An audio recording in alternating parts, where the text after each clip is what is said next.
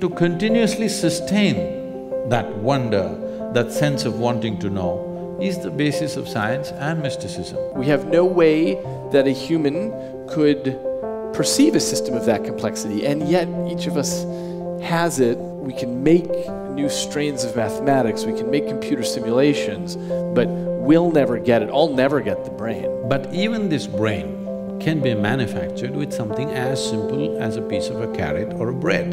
So I'm saying there is an intelligence here which can create a brain. This is a place where I feel like science and mysticism have a real meeting ground, is that this three words of I don't know.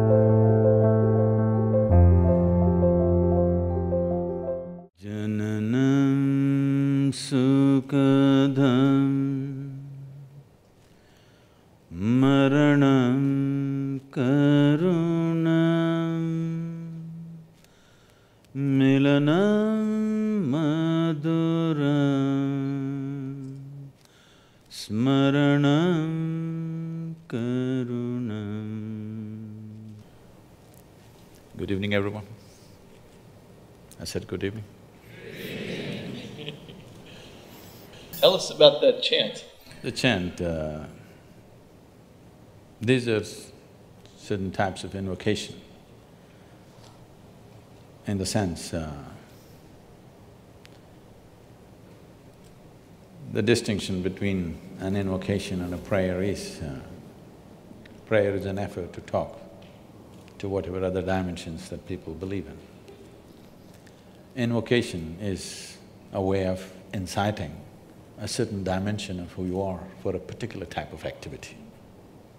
So this chant is mainly talking about how birth is sweet, but death is compassion. Because if you cannot die, that's not a good thing, you know. We don't want to die right now, but suppose you cannot die at all, what do you do with it? It'll become a serious problem. Though birth and life is very sweet, death is a great compassion if it comes at the right time. Meeting and mingling is very sweet, but memory is a great compassion. And if one transcends the process that we refer to as time, then the whole existence is compassion for you. That's what the chant is, I mean, generally saying. So I'm very interested in the intersection of our worlds, science and mysticism. I thought we live on the same planet. Well, we'll see. So I go into the lab every day and I study how the brain, which is encased in silence and darkness, how it constructs our reality. And the reason we know that this has something to do with the brain is because if the brain is damaged, even in small ways, your reality changes. And if you take drugs or alcohol or other sorts of things, viruses in the system, your reality can change. So I'm interested in finding where our perspectives overlap in this, because your interest is, one of your interests is also understanding reality, how we perceive it, how it's individualized to us. So can you tell us about that? There is existence outside, and there is you or me as individual human beings. We have not seen the world. We know it only the way it's projected in the firmament of our minds. When we say mind, in English language, mind is just one word and supposed to encompass everything. But in the yogic terminology, we have 16 parts of the mind which function distinct functions. And there are a whole lot of practices and processes through which one takes charge of these 16 dimensions of mind. These 16, for simpler understanding, can be brought into four sections. The first dimension of the mind is we are referring to as buddhi, or what is generally considered intellect. It is the intellect. I think modern societies, particularly modern education, has become too overly focused on the intellect. Aristotle, you know. I'm not talking about your boy. Because of… we got too engrossed in… we got too mesmerized by our own logic, and we have invested too much in human intellect, leaving out the other dimensions of intelligence that functions within us. When we say intellect, it is the logical realm of what's happening in our minds. Or in other words, in your intellect, you can't make your intellect agree 2 + 2 is 6. It has to be 4, otherwise you'll think it's crazy. So, it's factual, it grasps the facts of life and assimilates and makes an analysis of that and lets us penetrate through the world. Or in other words, intellect is like a knife. The sharper, the better. Knife is an instrument which is used for cutting things open. So this is one way of exploring the world, by dissection. This is how, you know, at least in high school you must have dissected something. Maybe an earthworm or a cockroach or a frog, I don't know how far you went. This is one way of knowing things, you definitely grasp something, but you never grasp the intrinsic nature of life by dissection. So there are other dimensions of intelligence, and another aspect of the intellect is the second dimension of the mind, we call it as ahankara, which in English language would translate as the identity. What is the identity you have taken? Your intellect is always a slave of your identity. What you identified with, it is only around that it functions. Simple things. People are identified with things that they've not even seen, and huge emotions are there, their life is guided by those things. For example, all of us belong to some nation today. There was a time 100 years ago, many people did not belong to any nation. But today everybody belongs to some nation and everybody belongs to some football club also. Because both have flags and emblems and works. So, nationality is a new idea. It's just about 150, 200 years that we have this strong sense of nationhood. We've shifted from our ethnic, racial and other kinds of identities to national identity. Just the moment you believe, I belong to this nation, the emblem of that nation, the flag of that nation, the anthem of that nation, brings genuine emotion. Nobody's pretending, it's real. It's real because people are willing to die for it. It has to be real. But it's just an identity, you could just switch it any time. You could move to another country and take that on and it becomes yours. So the moment you identify yourself with something, your intellect is completely always protecting this identity and working around this identity. So the identity, if we want to continue that analogy, if intellect is the knife, identity is the hand that holds the knife. How steady or unsteady this hand is will determine what this intellect will do or undo. The next dimension of the mind is called as manas. So this is not just in one place, this is the entire body. Manas is a huge silo of memory. So when I say huge silo of memory, whatever memory you may have in your brain, I know you're a brain fan. Whatever memory you may have in your brain, your body has 1 trillion times more memory than that. You definitely don't remember how your great-great-great-great-grandfather looked like, but his nose is sitting on your face right now. It remembers. How your forefathers looked 1,000,000 years ago, your body still remembers, has not forgotten. Definitely it is not the capability of your brain. So, in terms of memory, the manas is phenomenal and it's right across the body. Every cell in the body carries enormous memory. Memory to a point for the origin of life on this planet and beyond. All that memory is carried in this body. So this is manas. If there is no memory, intellect would be defunct, it's like a car without gas. Because there is memory, intellect is on. This memory flows through the hand of identity, and whatever is the identity, the memory takes on that color accordingly, and then it plays up in the intellect and intellect functions. The fourth dimension of the mind is called chitta. Chitta means it's pure intelligence, unsullied by memory. There is absolutely no memory, free of memory, it's just pure intelligence. When we say pure intelligence, all kinds of things have been said with all due respect to everybody's beliefs and faiths and whatever. All kinds of things have been said to people that God is generous, God is love, God is this, God is that. Suppose nobody told you anything and you just paid attention to all the creation around you, how a flower blossoms, how a leaf is, how an ant moves. If you paid enough attention, one thing that you would definitely come to is, whatever is the source of creation is a goddamn intelligent thing. Intelligence, intelligence, intelligence. Everything is smacked with phenomenal intelligence beyond what our quite phenomenal brain cannot perceive. So, this is a dimension of intelligence within us, which is the basis of our creation in a way. If you eat a piece of bread, over the afternoon it becomes a human being because this intelligence exists within you and me. So, if you touch this intelligence in a very mischievous way, the yogi or the yogic culture says, if you touch your chitta, if you touch this dimension of intelligence, then divine becomes your slave. You don't have to think what you want, you don't have to seek what you want.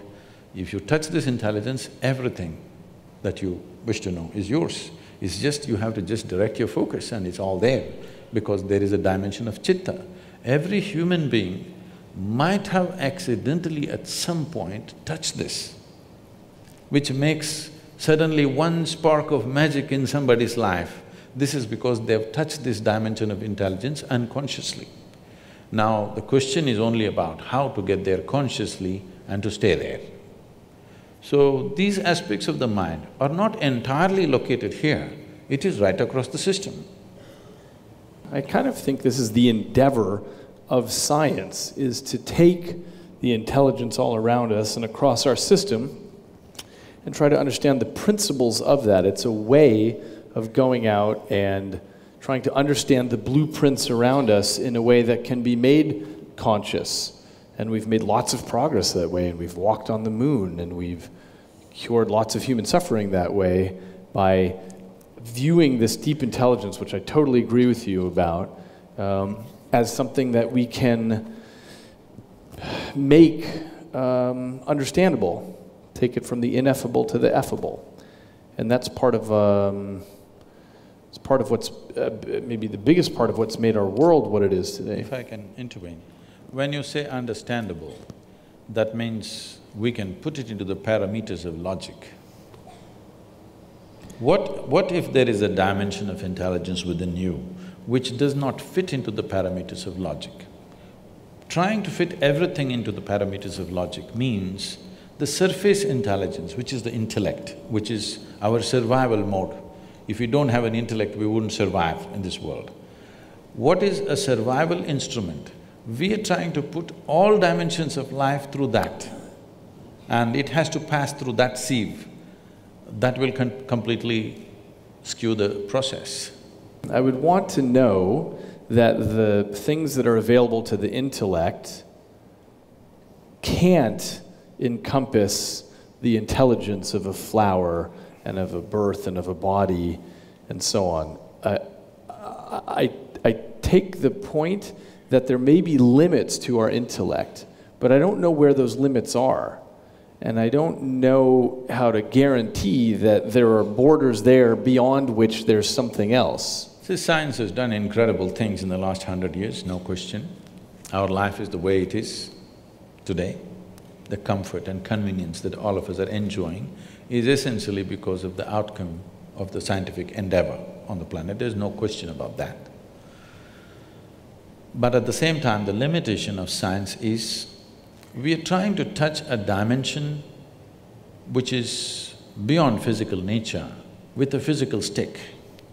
Something that you and I had talked about before is this issue of time perception. It's one of the things I study in my lab, and I was mentioning to you that I think it's one of the most stubborn psychological filters we have, by which I mean time seems to be a construction of the brain because we can easily manipulate it in the laboratory, so you think something lasted longer or shorter or something happened in a different order.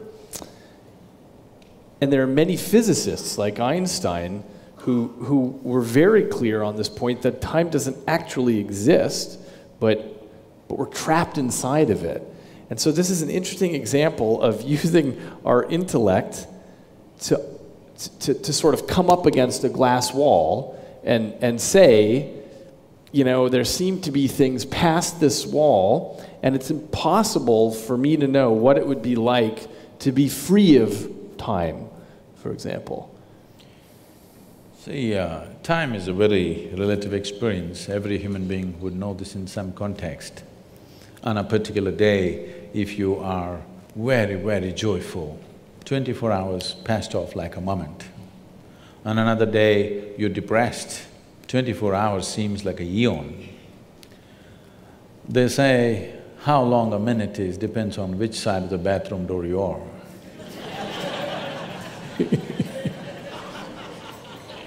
Somebody says, just 1 minute, wait. So, the basis of time, as I perceive it, you must pardon me because I'm uneducated, okay? The only thing I know, I mean, being uneducated is not an easy thing. Yes, because from the first moment you're born, your parents, your teachers, every other adult around you, everybody is busy wanting to teach you something that has not worked in their life.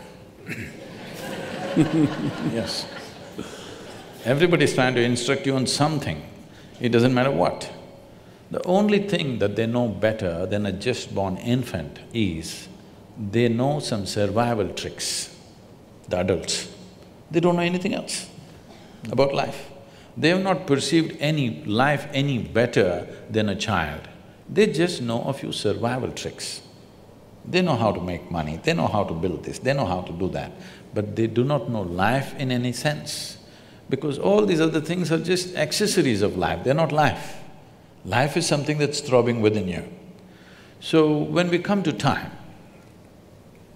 in the yogic way of seeing things, we just see life as a dance of time and energy.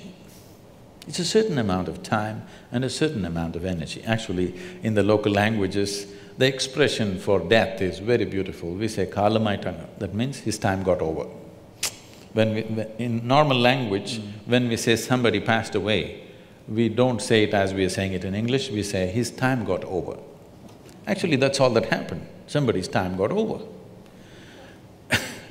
Now, to put this time and energy together in a proper… weave it together well. If your time gets over when your still energy is vibrant, we say this is an untimely death. If your energy gets over when your still time is on, it's a vegetative life. To the art of putting this time and energy together so that both of them play together, dance together well, is a successful life. So when we say time, there are many things we can do with energy, but as far as time is concerned, it's ticking off for all of us at the same pace, in that sense. I know there's research, I'll come to that. It doesn't matter what we say, but our time is ticking off at the same time. We may think many things, we came to this talk, we went to the cinema, we went to the university, we went here and there, but as far as physical body is concerned, it's going straight to the grave. Because it is keeping time. You may forget, you're happy, you forgot that you're 65 or 70, you felt like you were 18 because today you're joyful. But your body is keeping time. Your brain can be easily fooled. But body is properly keeping time, never you can fool this body, all the time keeping time. Because time is a consequence, time is not a factor by itself. Time is a consequence of cyclical movements in the physical reality. We know time. If the earth spins once, we say it's a day. If the moon goes around us, we say it's a month. If the earth goes around the sun, we say it's a year. Our idea of time has come essentially because of the cyclical movements of everything that's physical around us. This is the nature of physicality. Physicality is essentially cyclical, whether it's atomic or cosmic, everything is cyclical. The moment you're identified with physical nature, time is a big factor. If you dissociate yourself with your physical nature, if you sit here and if you have a little space between you and your physical body, because what you call as my body is an accumulated process. It is something that you accumulated, it's just a piece of the planet. If a little space comes between you and your body, suddenly time is not a factor. To such an extent,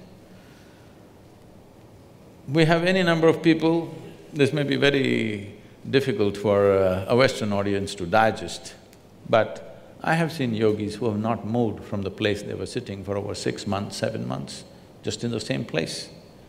By any normal standards, your body should not survive that. But once they sit down, they won't move, just like that, not moving at all. Because once you distance yourself from your physiological process, time is not a factor. Right now you're sitting here, it's not your watch which is keeping the time, it's your body. If I make you sit here for 3 hours, your body says it's enough. But suppose you did not have a body, we are going to sit here for 3,000 years, what's the problem? So essentially, because of your rooting in your physical platform, which you call as the body, which you built over a period of time, from the accumulations that you gathered from this planet, that is the basis of experience of time. If you distance yourself from that, there is no consequence of time on you. What is the you that can be separated from the physical? Is it a fact that you gathered your body over a period of time? It's a fact that this body gathered together over a period of time, and it may be that I emerge as a consequence of that, this feeling of I, as opposed to me doing the gathering. Tell me, you've been having lunch and dinner, or… Have I been having lunch and dinner? Yeah. Yeah, this dynamic accumulation has been eating plenty, yeah. So what you refer to as my body right now is an accumulation of food, it's a heap of food. Not a pleasant way to describe you, but it is. What you call as my mind, largely in people's experience, is an accumulation of impressions over a period of time. Agreed. So, if you have to gather this much of impressions and this much of body, something more fundamental must be there, isn't it? Houston, Texas is an accumulation of roadways and buildings, but we wouldn't say that Houston was there and then gathered. You are not a piece of geography. You are not a piece of geography, are you? Well, I may be exactly that, a physical being. I'll tell you why, from my perspective, that seems like a possibility. It's because we're across the street from the world's largest medical center, and every day there are thousands of people there whose geography is changing because of Alzheimer's or stroke or tumor or traumatic brain injury, and who they are changes. It doesn't seem like there's something fundamental that outlasts damage to the tissue. See, you're talking about thought and emotion. The biggest mistake we have made is, we have given too much significance to human thought. Whatever you think is only happening from the limited data that you have gathered, yes or no? Agreed. Yes. So the data that you and me have gathered, however big we may think it is, in terms of the cosmos, it's minuscule, it's nothing. It's really not of any consequence. So from this minuscule of data that we have gathered, we are generating some thought which could be useful in making our lives, it could be useful in creating a few things, it could be useful fundamentally for our survival and to enhancement of our survival process, all this. But it doesn't give you access to life. Thought and emotion is psychological drama that's happening within you. You can conduct it any way you want. You're talking about somebody had a tumor or Alzheimer's or an accident or something and the drama went wrong. The drama can go wrong even without any of those ailments. You ask people. people's drama goes wrong without any accident or injury or ailment, just like that, drama goes wrong on a daily basis for a lot of people. We usually give that a name though, something like depression or a psychotic break. Oh, that's a business. Not one I'm making any money on. I'm saying there's only this much. Either your faculties are taking instructions from you, or they have become compulsive for some reason, all right? Either your body and mind, you can conduct it consciously, or it's become compulsive. That's all that's happening. Whether you call it physical ailment or mental ailment, all that's happened is just this, that your fundamental faculties of existence on this planet is your body and your mind. These two things, you have lost grip over them. So it can become this kind of ailment or that kind of ailment or whatever, but fundamentally you have lost charge. That's all that's happened.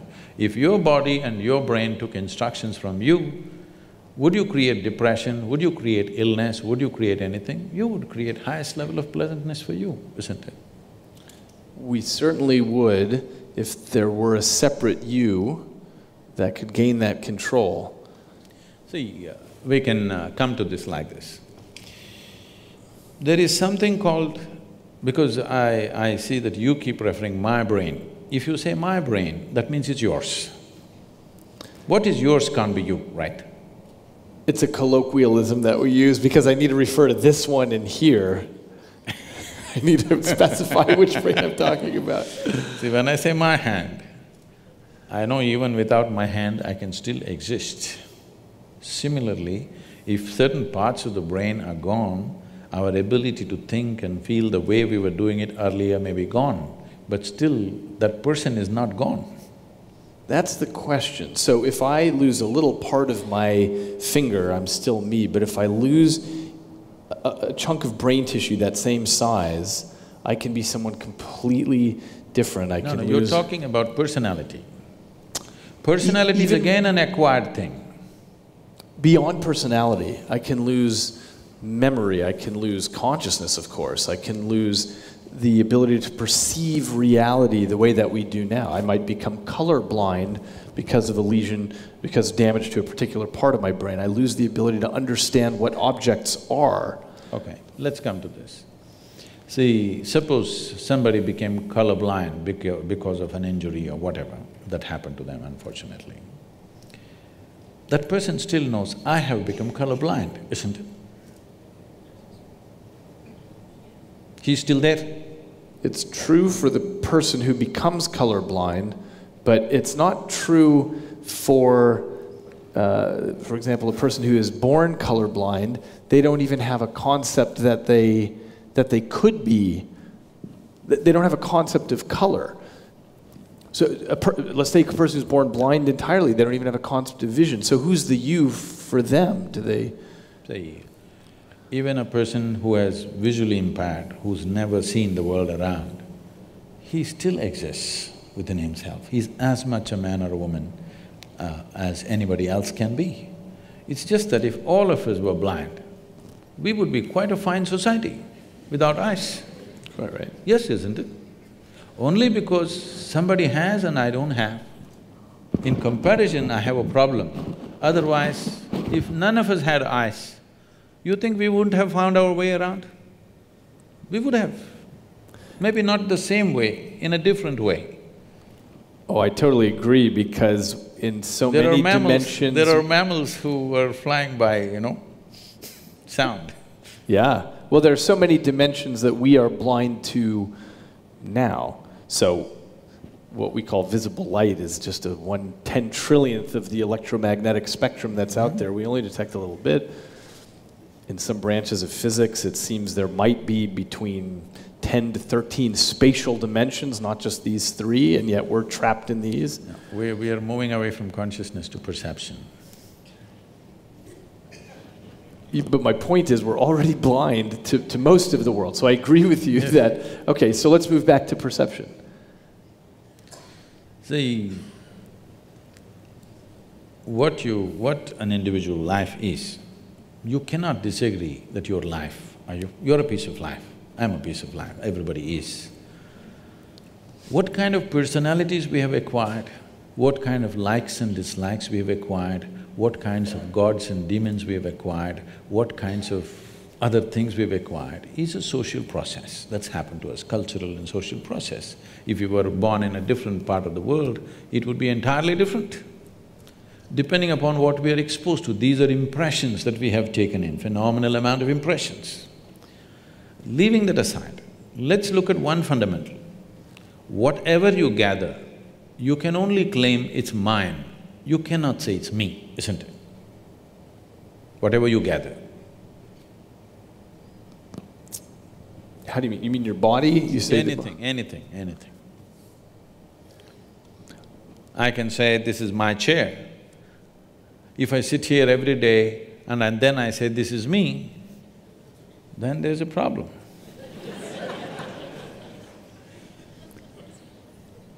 I think there's a possibility that it's exactly what happens, that the stuff that this piece of life can end up controlling becomes me. The reason I think of this as my hand is because it's most of the time is under the control. My hand is okay, no problem. My hand is okay, me is the problem. What did you say, me? My hand means it belongs to you, no problem with that. When it becomes me, then it leads to a completely distortion of perception.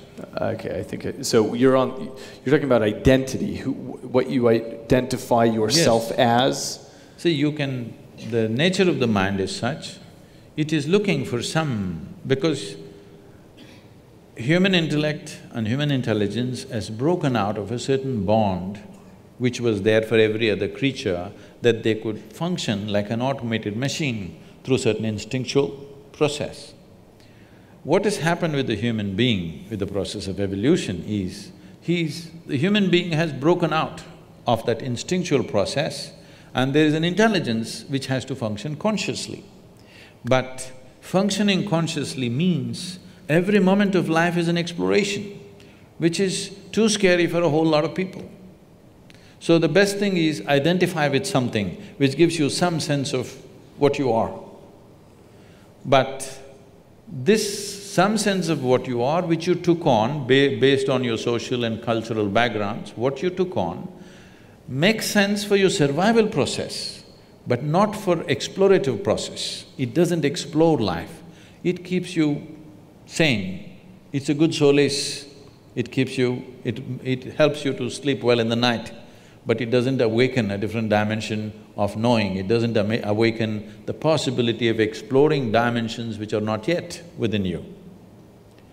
So if this has to happen, the most important thing is to be able to sit here not identified with anything. When I said, it's so hard to remain uneducated in this world, because everybody is busy wanting to teach you something.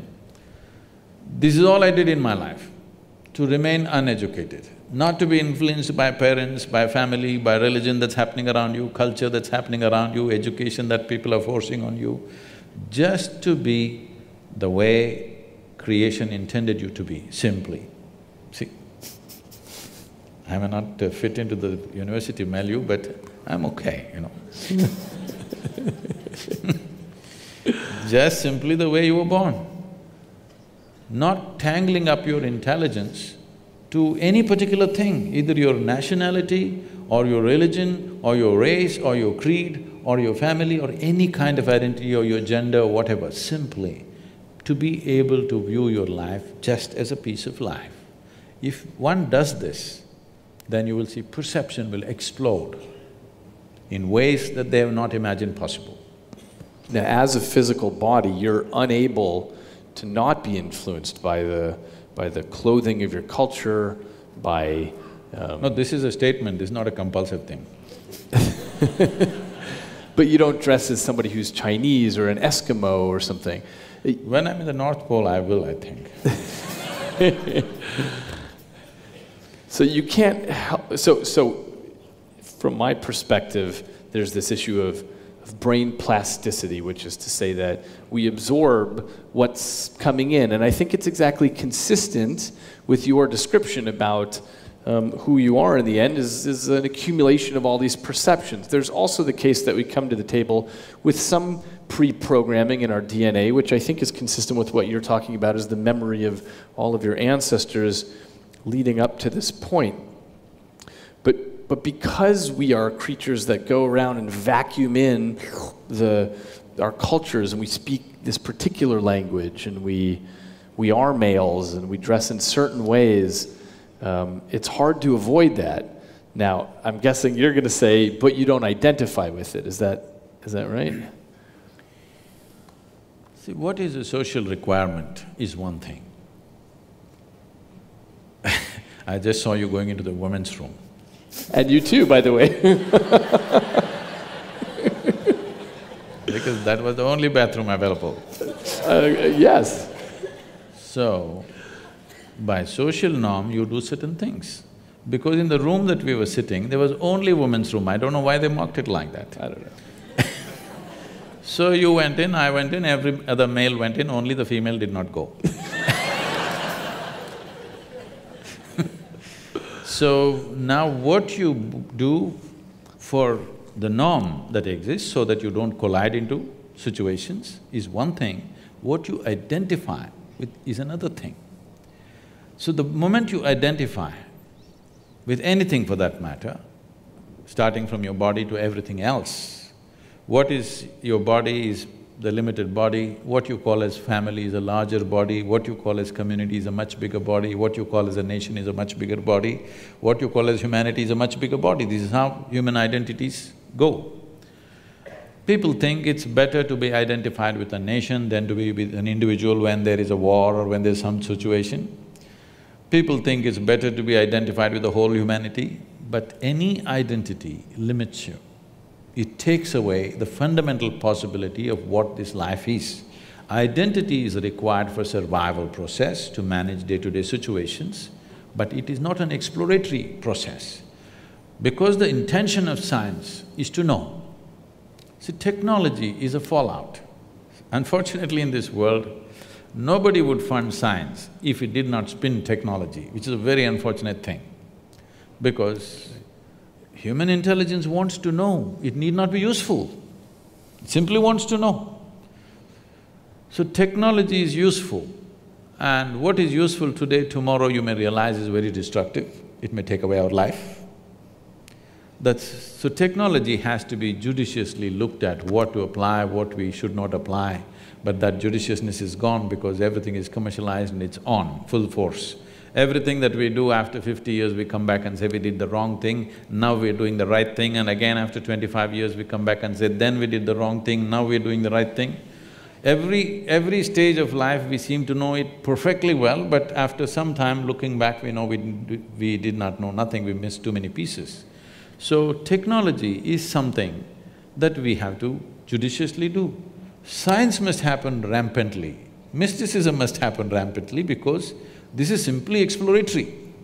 This is not about seeing how to make it useful. But today, modern science has become a slave of technology. If you don't make it useful, nobody is going to fund you anymore. If you simply say, I want to know, nobody is interested in this.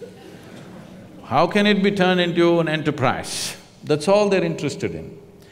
This is a wrong way to approach science, because science is a fundamental need within a human being wanting to know. It's the nature of human intelligence. It is not something that somebody made up. It's not a bunch of scientists who made this up. This is a fundamental need within human intelligence wanting to know. It is the nature of a human being, if he sees something new, he wants to know what this is, whether it's a small thing or a big thing. So to continuously sustain that wonder, that sense of wanting to know, is the basis of science and mysticism.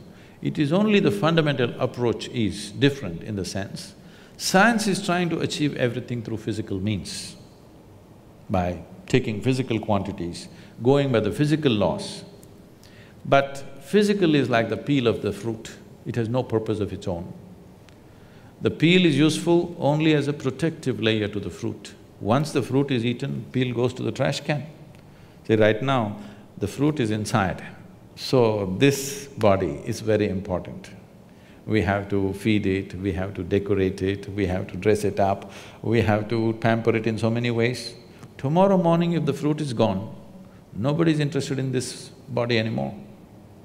Nobody wants to transact with this anymore. Only because there is something else inside, body is such great significance. Once this is gone, what is this? This is just like a fruit peel. People want to get rid of it at the earliest.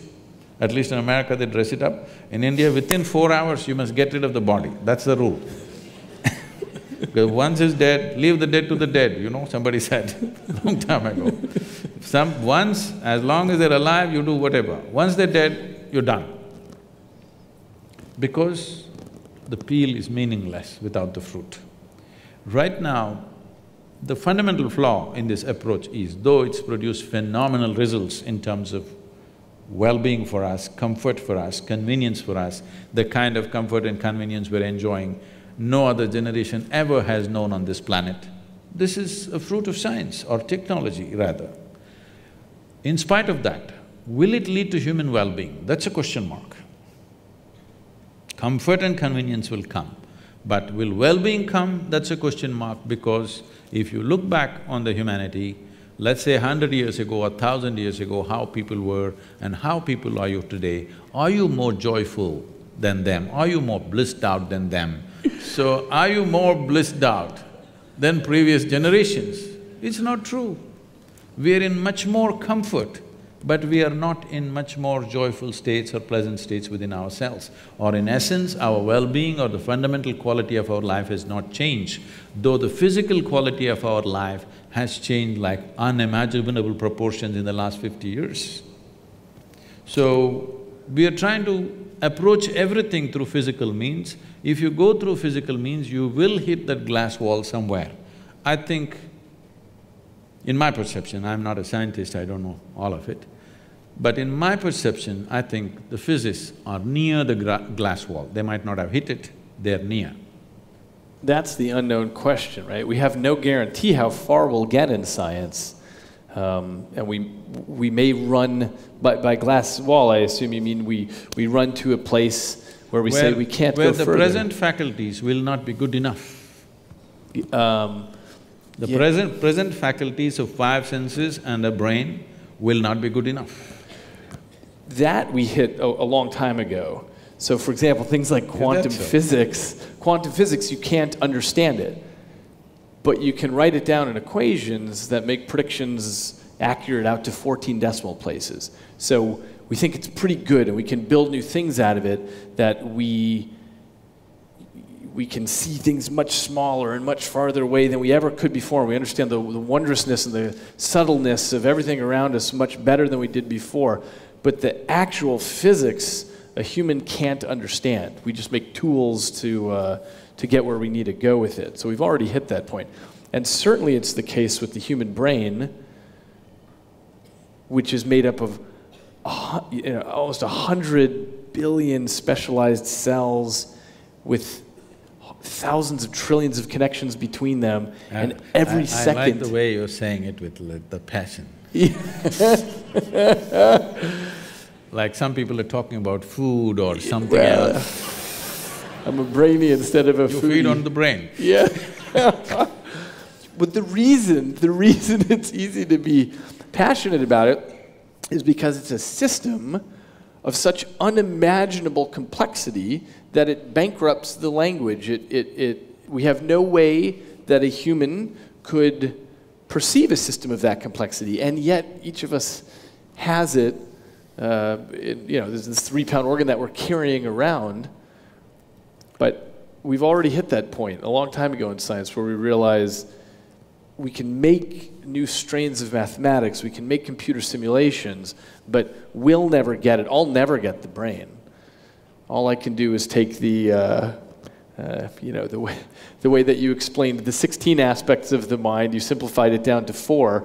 The best I can do is take the thousands of trillions of connections in the brain and make some cartoony model that my impoverished intellect can sort of get a sense of. They're building a simulator, brain simulator, you know? Yeah. Andrew Markram is busy building this simulated brain.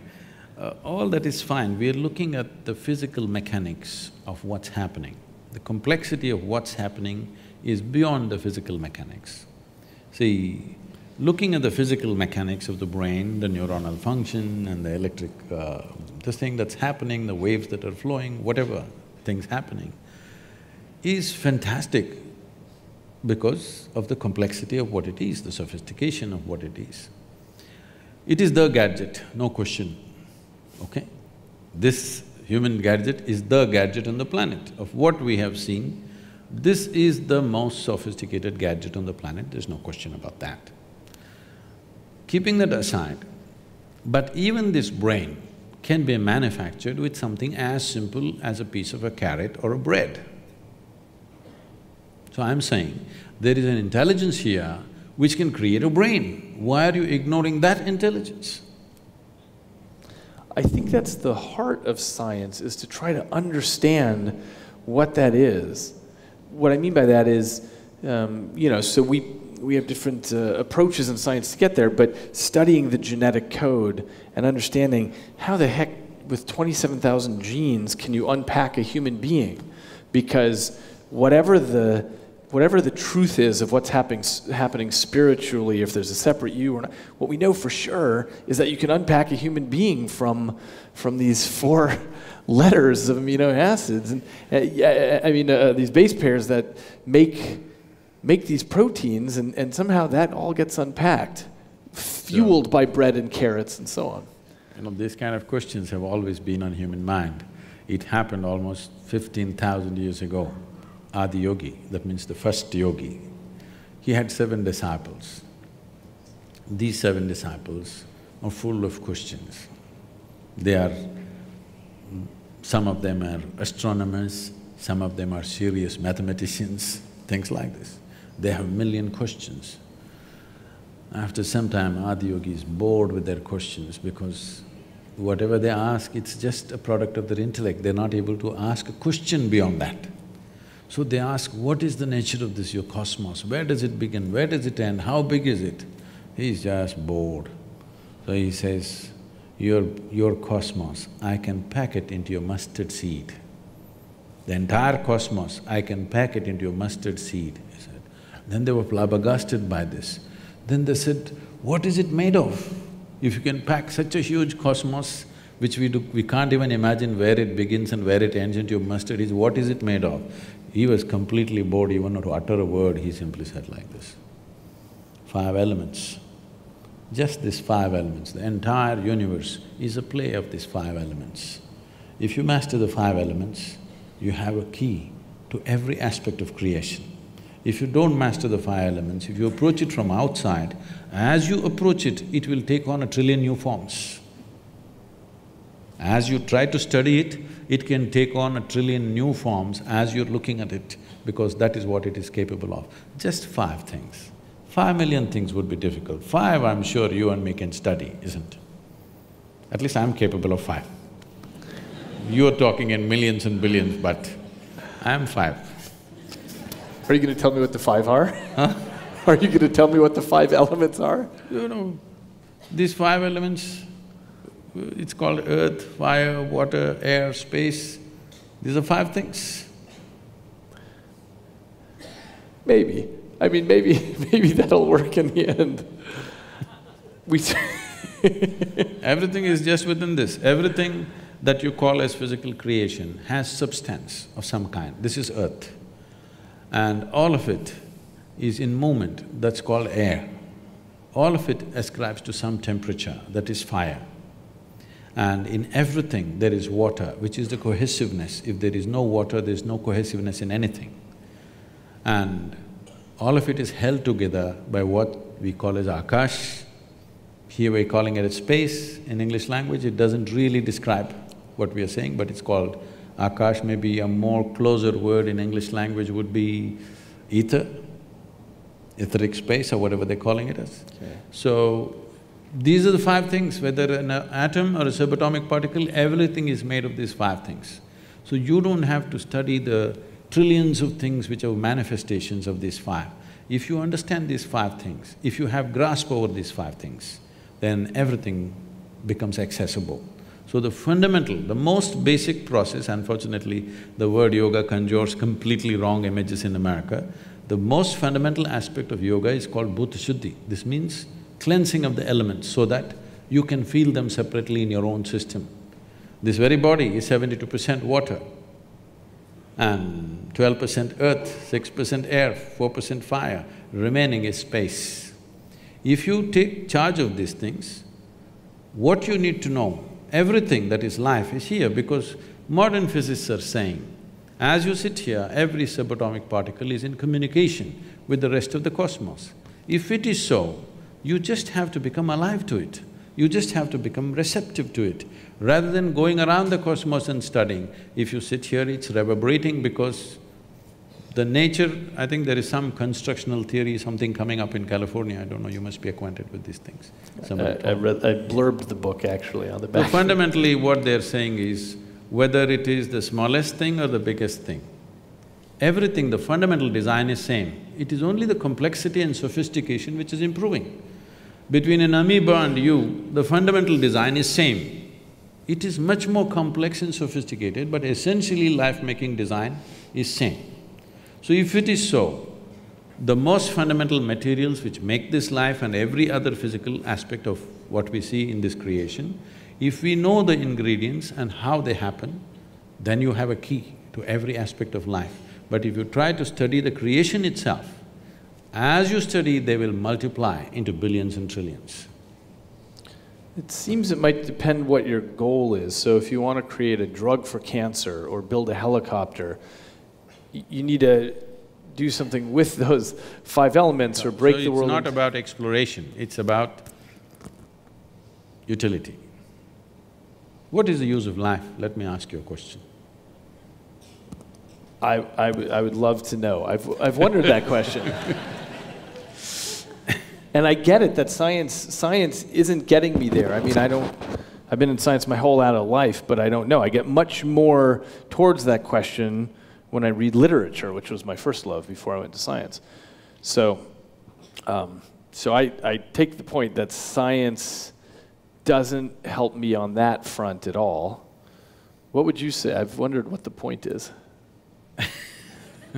No, when we're looking at everything as… see, right now, this is an unfortunate reality which is… doesn't agree with my aesthetics of life. Right now, science has moved from an exploratory process to an exploitative process. If you see an atom, how to use it. If you see a bacteria, how to use it. If you see an elephant, how to use it. If you use a whale, how to use it. Of course, the next thing is if you see a human being, how to use them. This is where it's going. Everything, how to use it. This is not what life is about. You may get to know how to use every damn thing, but still, life won't get any better. If you know how to keep this one, life will get better, believe me. If you just know how to sit here blissed out, life will get better. I see that point. Let me ask you, I'm curious what you think is reality out there, because I think you and I come from the same perspective that we're very limited in what we can actually see, and that an animal would see reality differently than you and I might see it differently also. If one of us has synesthesia, and so when we hear music, we see colors, things like that, then we might have very different realities. So what would it be like if you could get beyond the physical trappings? See, language can go only thus far, whether it's science or literature. It can go only that far. When you speak any language, it must make logical sense. If it does not make logical sense, people are leaving right now. Yes, because language has this… language is deeply enslaved to the fundamental logic which is a product of our intellect. Without it, we could not speak. So now you're asking about something which is not going to be logically correct. So I am not willing to make a fool of myself here, talking about something that's not going to make sense to them right now. But we will talk about it in a different way. This happened. Adi Yogi had a family, the first yogi. So, some disciple of his from South India carried a basket of mangoes. Have you tasted the Indian mango? Yeah. Indian mango? I've been to India, yeah. Okay. So it's during this season right now, unfortunately I'm in America. This time of the year, mango is the only religion in the country. Everybody is head to toe mango, okay? So, mangoes drive us crazy. In southern India, we have over 200 varieties of mangoes. So, different days they want to eat different types of mangoes and they want to cook mango, they want to… everything is mango, okay? People have come up with facial creams, mango creams and everything. So somebody carried a basket of mangoes and came all the way to Himalayas to offer it to their guru. But by the time they came, the basket one by one, mangoes going bad, either they threw it away or they ate it up, something happened. By the time they came there, only one mango was left. One beautiful South Indian mango. I'm talking about it like you talk about brain.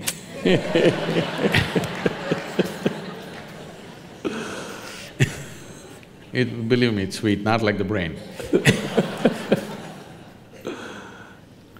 So now Adi Yogi has a wife and two children, two boys. Now one mango is not like an apple, you can't cut it into half and give it to two people. It can only be eaten like this, you know. If you cut it, it won't go equal anyway. So what to do? Both the boys came running, we want the mango. Each one wants the mango. So they didn't know what to do, then they said, what? They have to set up something, who gets the mango? They said, okay, let's have a little race, whoever wins the race gets the mango. Because these are Adi Yogi's children, it's not a 100-meter dash. They said, whoever goes around the world 3 times first, they will get the mango. So the younger boy immediately set off, racing around the world, wanting to make 3 rounds, and he went away. The older boy was a little obese. He just sat there. He didn't move, the parents were surprised. Then they thought maybe he's given up on the mango.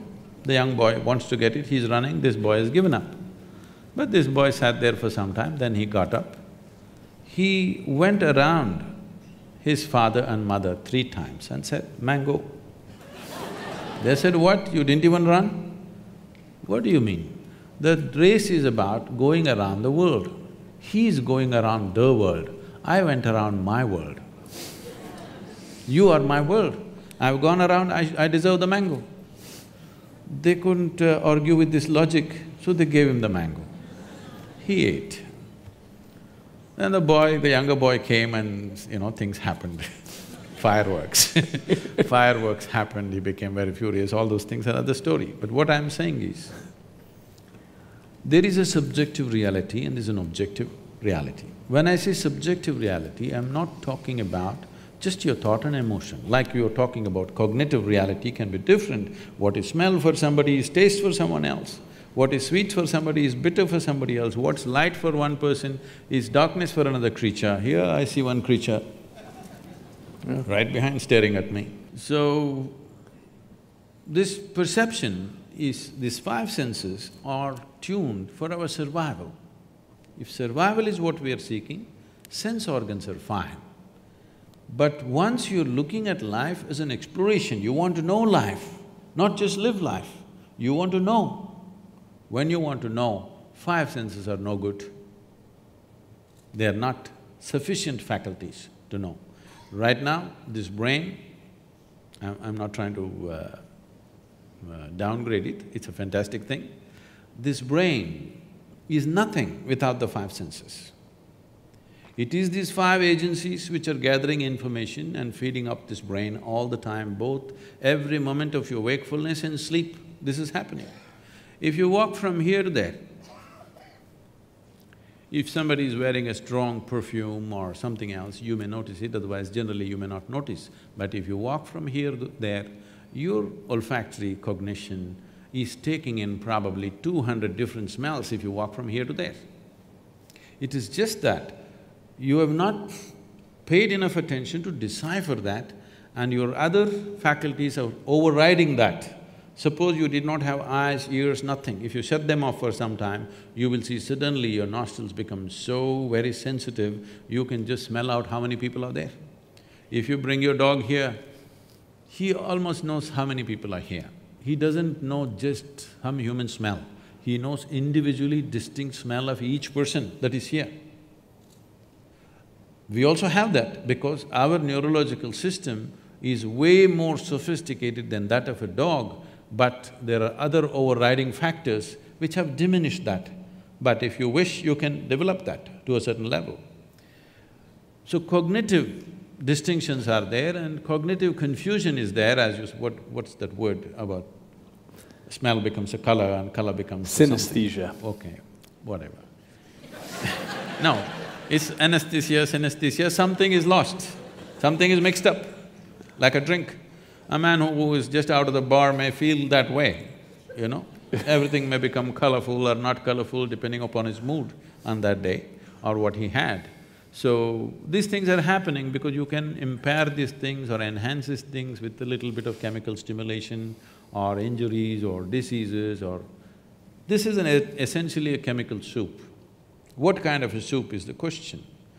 So, our whole effort in the yogic system is how to keep it very equanimous and exuberant at the same time.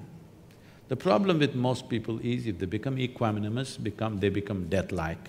If they become exuberant, they keep flipping all the time. To be equanimous and exuberant means your sense organs and you can function in a certain way. You are vibrantly alive, but you're absolutely equanimous. If this one thing happens, suddenly your sensory perception will not be the limit for you. There are other dimensions of perception which will not come into one's experience unless there is a certain level of striving. For example, 200 years ago, I heard 97% of United States population was illiterate. Today, probably almost 100% literacy in the country. How does this happen? It's the infrastructure of schoolrooms and human infrastructure of teachers and many other things and books and whatever. If this infrastructure was not built, even today we would be in the same condition, isn't it? So similarly, for turning inward, there is no infrastructure. Few individuals may be doing it somewhere, but there is no large-scale infrastructure in the society as to look at life just as life, not as to how it is useful. Life need not be useful, it's a phenomena beyond our use. It is a phenomena to be experienced. We have come here to experience life, not to use life, isn't it so? Hello? We have come here to experience life, not about how to put this to use. This is not a work donkey.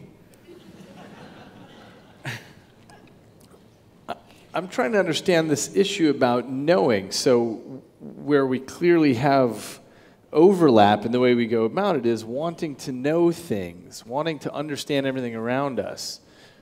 But there's a sense in which we're not limited by our intellect because I have the opportunity to ride on the back of all the other humans on the planet and those that have come before me. It's a collective intellect that's now encoded on Wikipedia and in millions of books. And I have an opportunity to take experiences from across the world, places I've never been, ideas that I would have never thought of, and so on, and feed all that in. So it's a much richer diet, first of all. A much richer data. It's a diet of data. I mean, it's what shapes my next thoughts, is what I've taken in. No, it is just that today we have access to much larger data than maybe 100 years ago, all right? But still, we have already looked at this, it's still a minuscule, isn't it? I agree. Compared to the whole cosmos, still minuscule. But it's moving in the right direction. The unslakable thirst for knowledge that humans have means that there's this ratcheting up each generation. So it's not that it is of course the case that I'm limited in my thoughts to the impressions that I've had, but I have a much bigger fire hose of impressions now that can build on the scaffolding of the generations before me, the things they've already figured out, so that I can start at the next level and move up. Start at the next level for what? Towards what end? That's a good question. I mean, it's toward the end of knowing in the way that science cares about knowing. So putting aside usefulness of technology, just the way that scientists ask questions. Richard Feynman, the physicist, said, science is like sex. Sometimes something useful comes out of it, but it's not why we're doing it.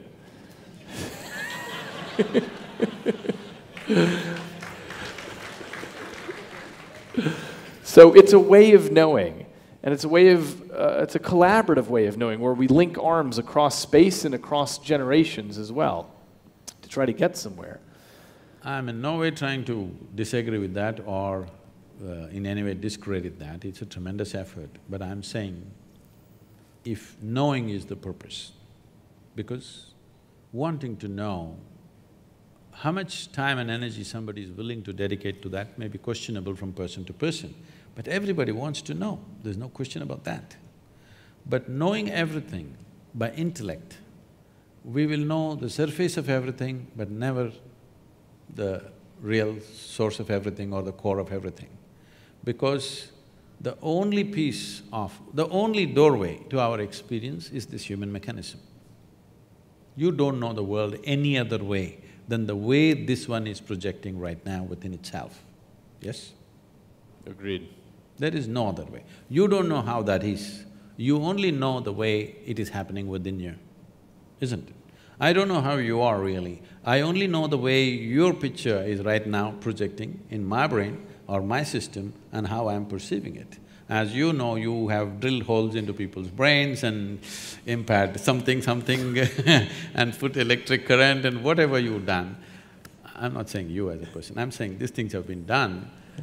You'll definitely know by interfering with a certain physical process, the whole perception could change. The world has not changed, but perception has changed, so in his experience, everything has changed.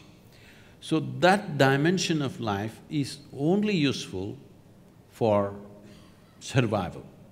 When I say survival, everything that we're doing is survival. To survive better, to enhance our survival to a better status or in an enhanced way of survival process. But once you've come as a human being, it doesn't matter how well you survive, still it is not good enough, isn't it? It's never going to be good enough because survival is not going to fulfill a human being.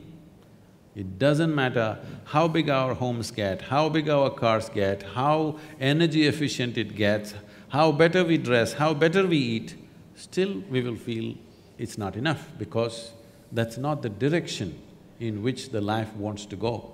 So here's the part I'm trying to understand is this issue about knowing, this issue about seeking knowledge. Let's say, either in science or in mysticism, we depend on our senses for that, yes? Or are you saying that I'm saying they're not dependable. Agreed. They're not dependable. But isn't it all we have? Or you're saying there's this other Yes. aspect to the mind? See, for example, suppose you or me were lost in the jungle as infants, okay? If something edible came, we definitely would take it and put it in the mouth. We wouldn't try our ears first, then nostrils, and then by accident discover the mouth. No, we just know how to eat, no question about that. So I'm saying everything concerned with our survival is inbuilt. It's there. This is millions of years of memory which is there within us, we know how to survive. But we wouldn't know how to read, we wouldn't know how to do so many other things which have become a part of our life. Do you remember when you were 2 or 3 years of age, when they tried to teach you that alphabet, the damn A, how complicated it was? It was so complicated just to get it right. You had to write 100 times to get it. Today with eyes closed you can do it.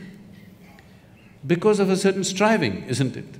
Similarly, anything beyond survival, if we have to have it in our lives, a certain striving is needed. As I said, striving for inward perception is something, unfortunately, that's been banished in modern societies because we are on the thrill of technology. It's a fantastic thing, but you will see as time progresses, as technology becomes better and better, human beings will become more and more frustrated.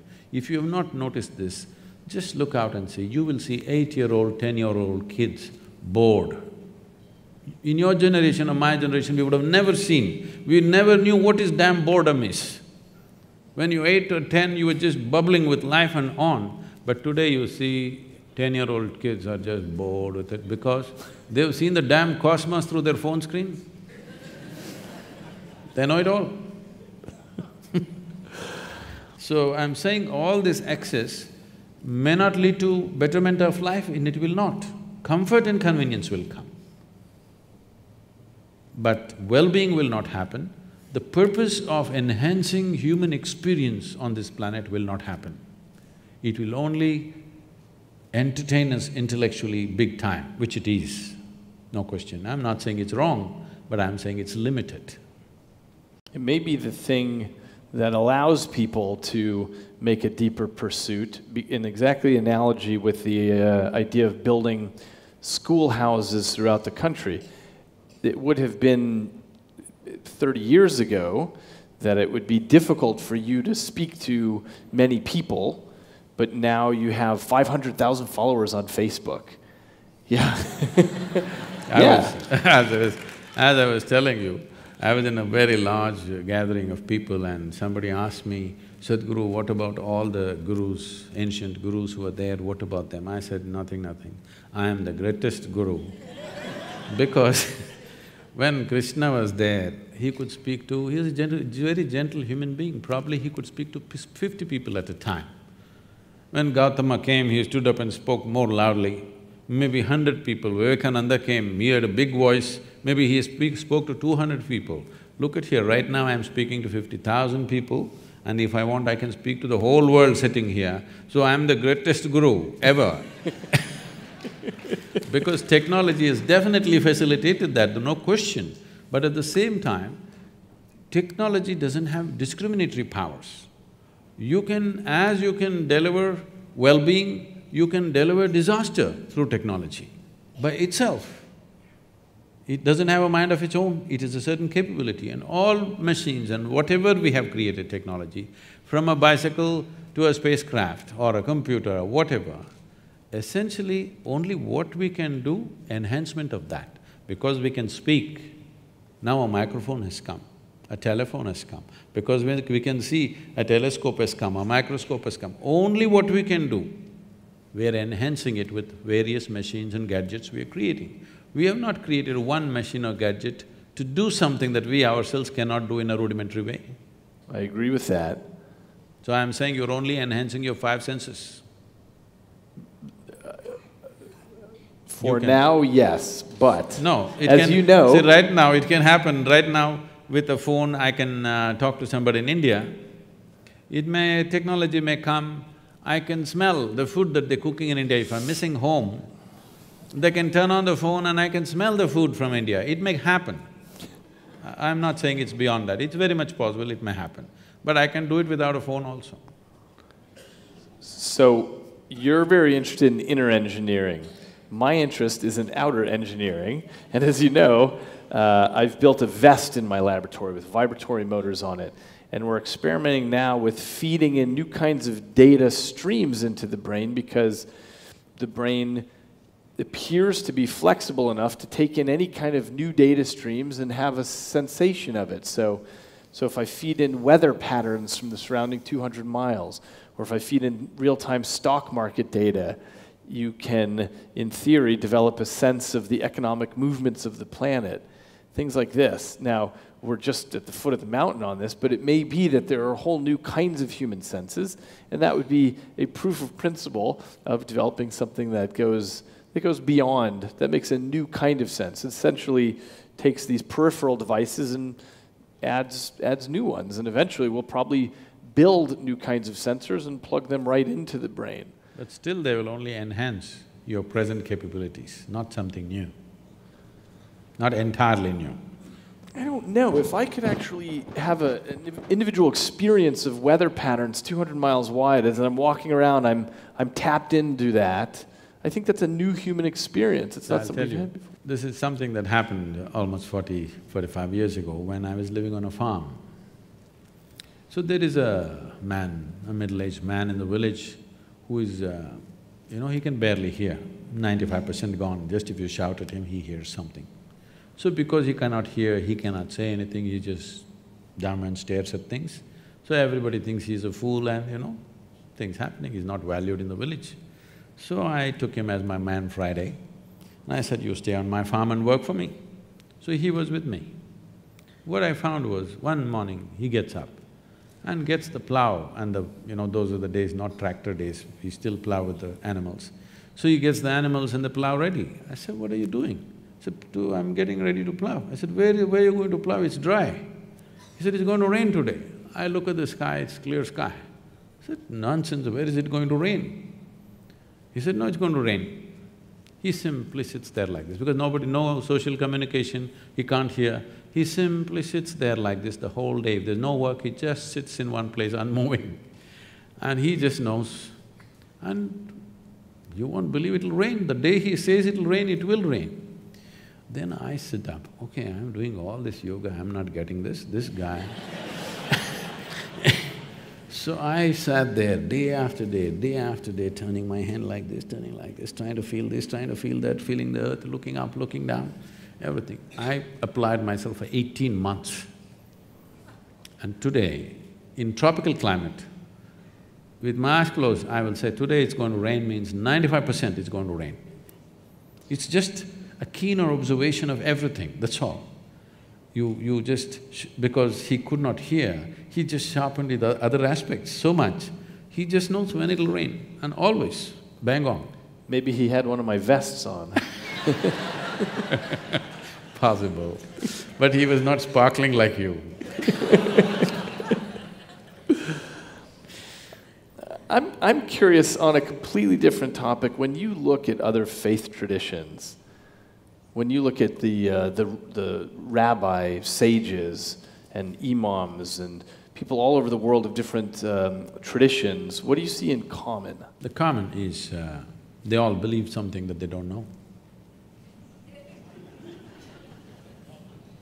Because I think the main reason why every human being is not a natural seeker is they have not realized the immensity of I do not know. Only if you say I do not know, the possibility of knowing arises, longing to know arises, seeking to know arises, then knowing becomes a possibility and a reality. Everything that you do not know, if you just believe, you destroy the possibility of knowing altogether. But belief is something that builds confidence into a human being, makes him far more sure-footed than others. But confidence without clarity is very disastrous, both for the individual and the larger humanity and the planet itself. See, suppose… let's say my vision is not clear. It is, but I'm just saying.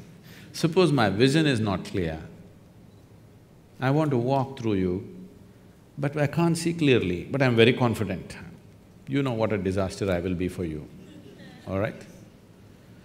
If I understand my vision is not clear and I don't have this foolish idea of confidence, then I will walk gently. I'll seek somebody's help, I'll have some humility to walk through people in a certain way. Otherwise, I will see how to clear my vision, what I have to do for that. But if you have no clarity and you have confidence, it's a dangerous…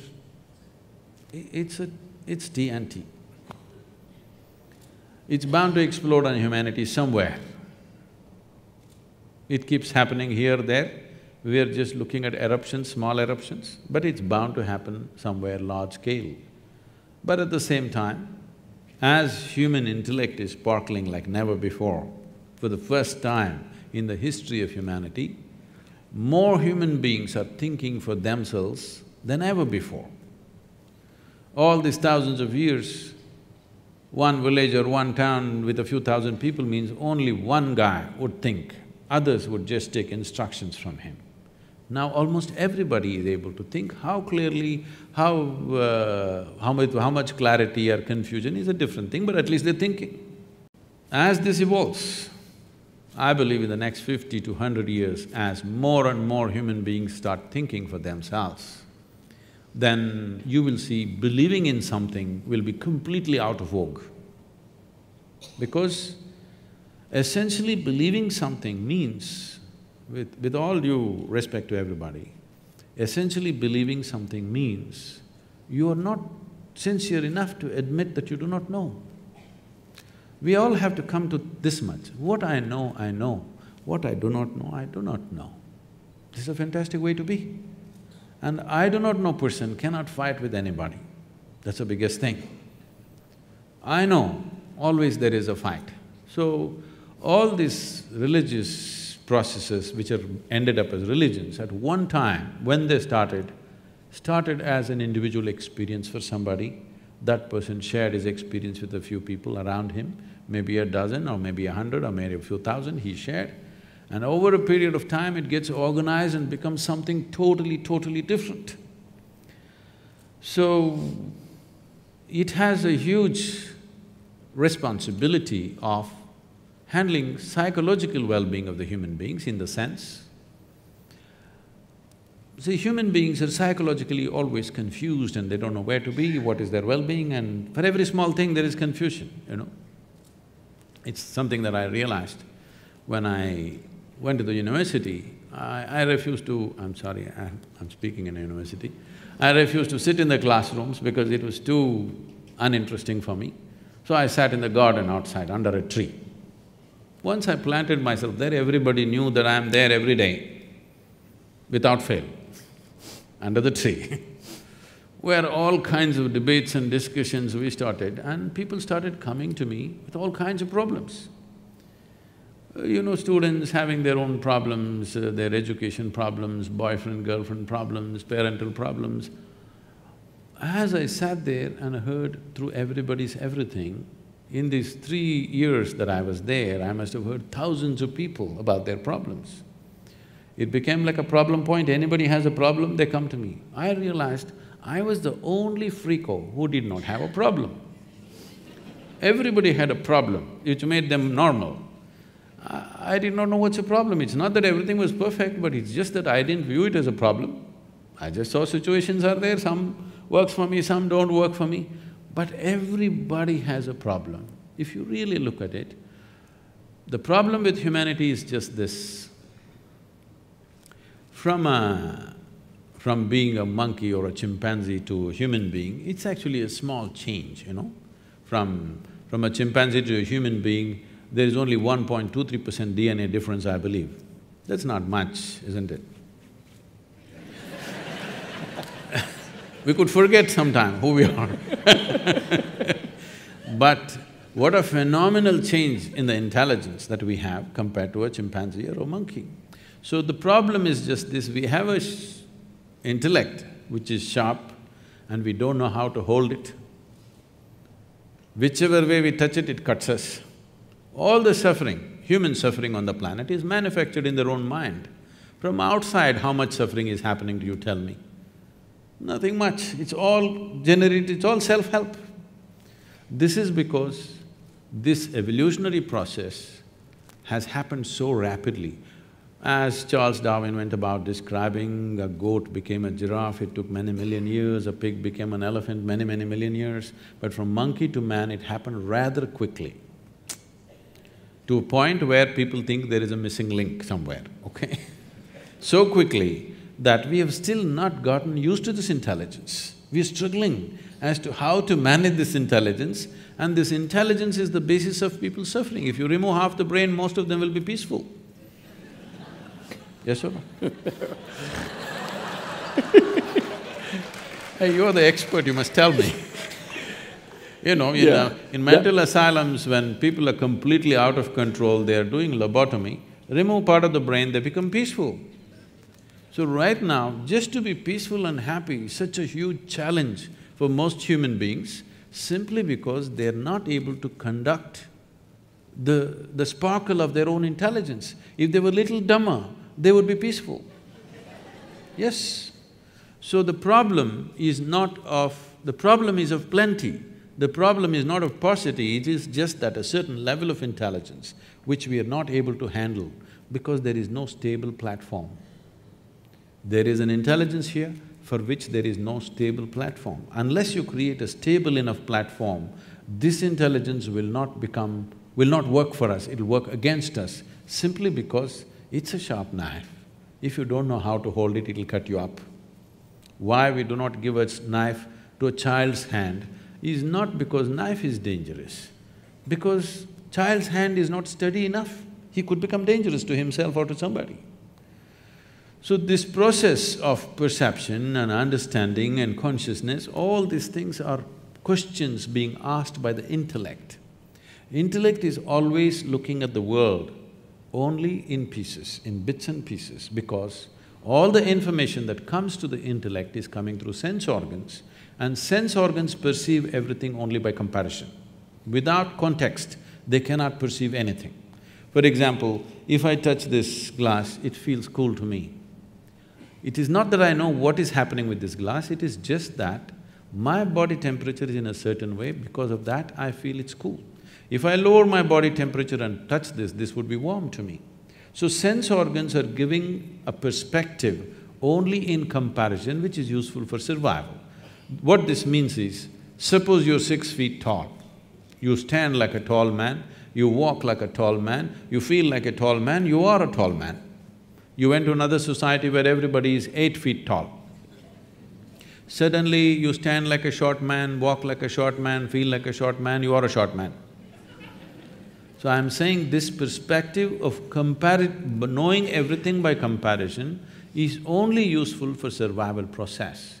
Now that science in its essence is interested in knowing, not about enslaving the world. How to use it is not the question.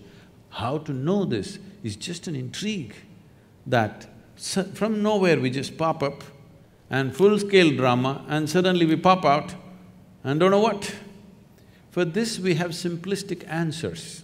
Okay, you will go to heaven, okay, you will go to hell, the people that you don't like will go to hell, of course you and me will go to heaven. So these things are there.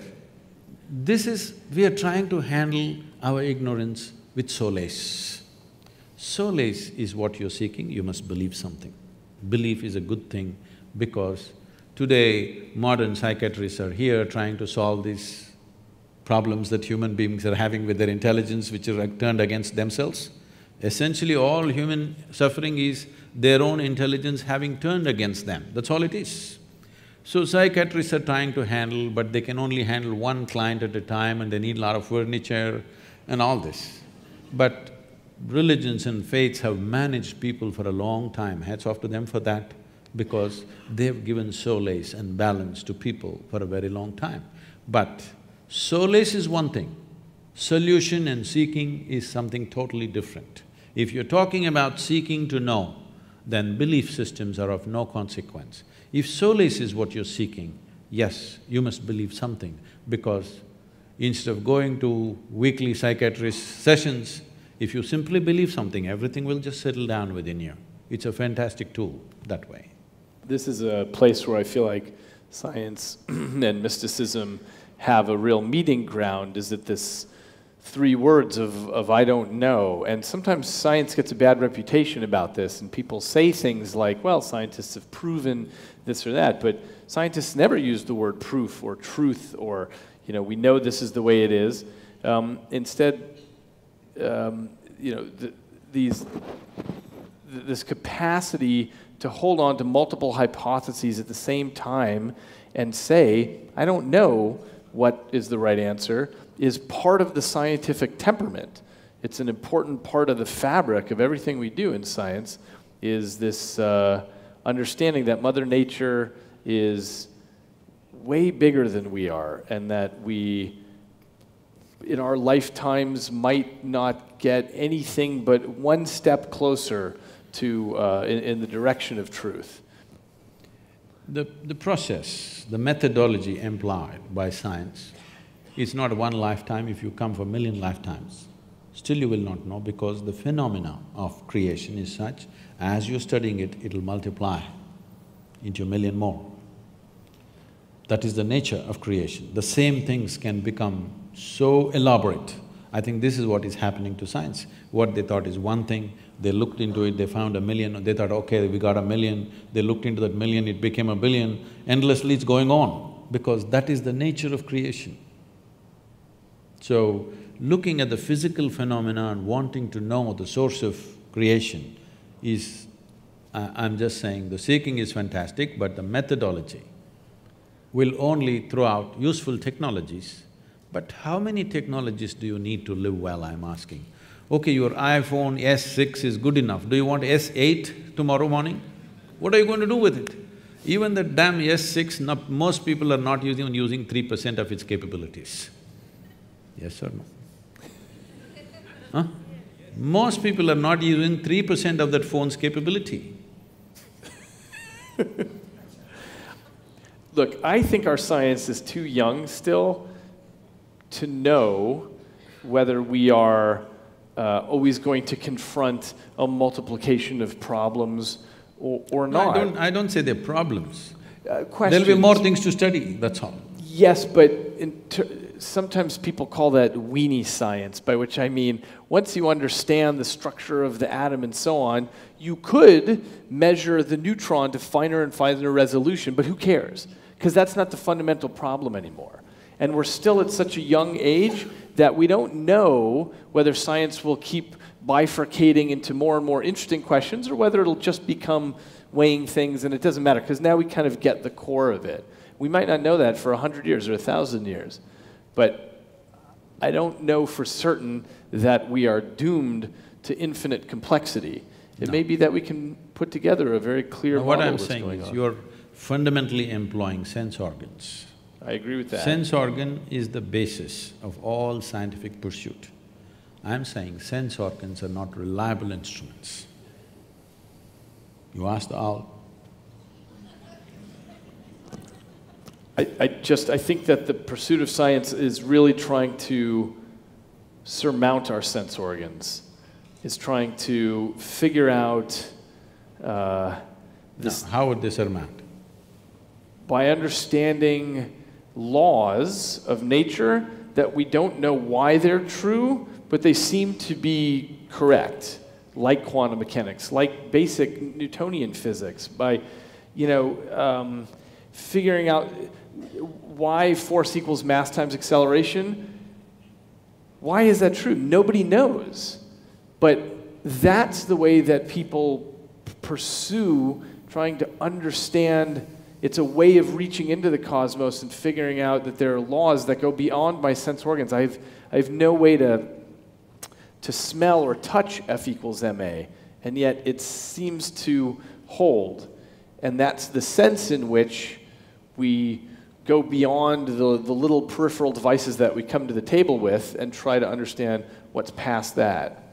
It is true that we have to translate things into equations, and equations we might write down or we might hear if we're a blind person, but in theory that's something that's beyond our basic sensory apparatus. See, we distribute this, just for convenience I'll make it into four, okay? We look at creation as four different dimensions. Sthula, which means the gross physical creation. Sukshma, which means subtle.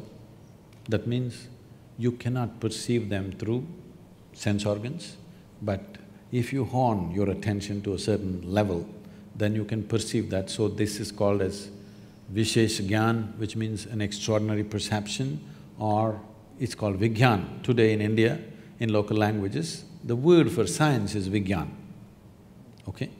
That means it's Vishesh Gyan. Vishesh Gyan means extraordinary perception.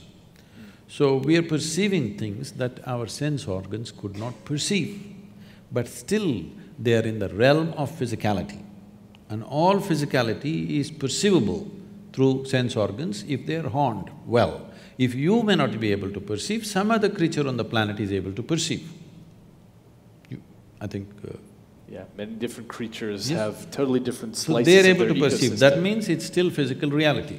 So, what is called as sthula is gross reality, which all of us can see, hear and smell. What is considered as sukshma, still physicality, but so subtle that your eyes and ears are not good enough for that, but if you're willing to pay attention, you can perceive. Then next is called as shunya, which literally translates as emptiness in English, but emptiness is not the word. It is physicality without form. There is no form. All physical has defined form, but shunya means physicality has reached a place where there is no form to it, it's just physical. or its fundamental material of physicality. The next is called as Shiva, which means that which is not. That means that which is not physical at all. So, existence is seen as these four components, and how to perceive these four dimensions. There's a whole methodology. Why I'm saying this is, if only scientists who have pursued things so far into physical reality, if they pay little attention to the most fundamental physicality, which is themselves, if they turn inward rather than constantly looking through a telescope or a microscope, if they spend equal amount of time turning inward, I think something phenomenal could come out of it. For many scientists, the reason they turn outward is as a way of understanding what this is all made out of, which would include understanding something about what a piece of life is. Let me ask you this. When you say, I am a piece of life, you are a piece of life, I hear that and understand it in a particular way, but I want to know what you mean by a piece of life. Because what you drink is life, what you eat is life, what you breathe is life.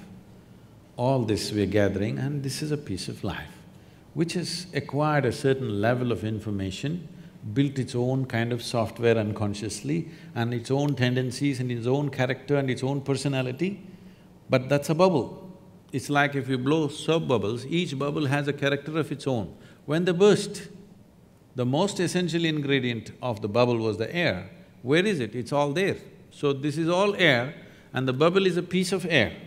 Similarly, this is all life. This whole cosmos is a living cosmos. Here, I'm a piece of life.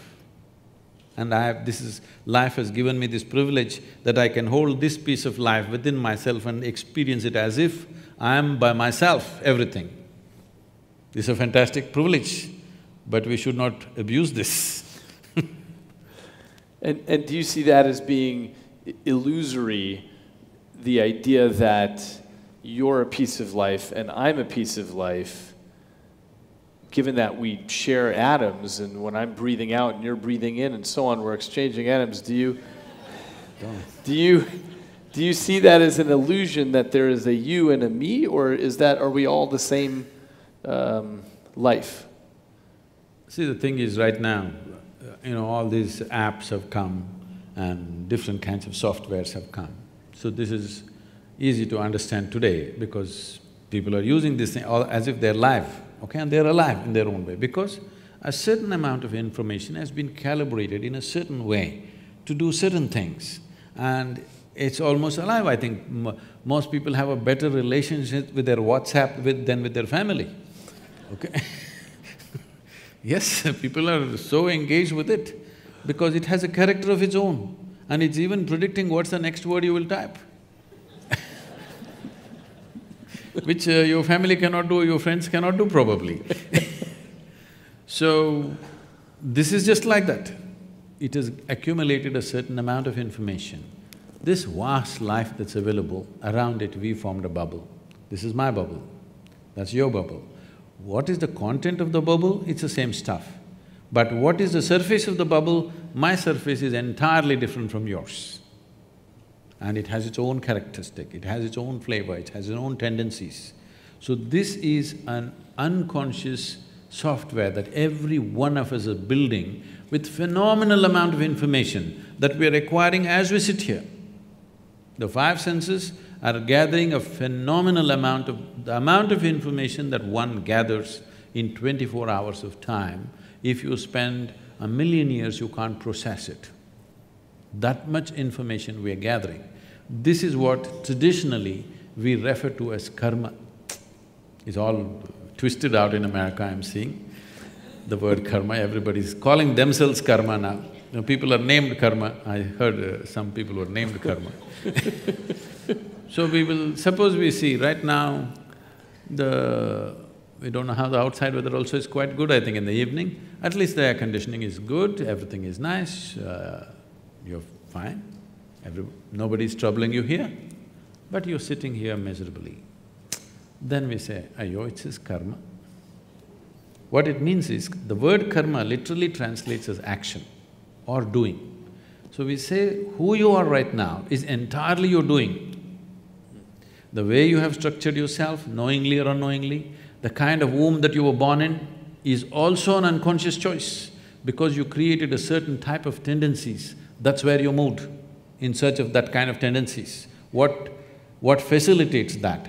So this software is building up all the time unconsciously. So only thing that I want to say now is, whatever you can do unconsciously, if you are willing,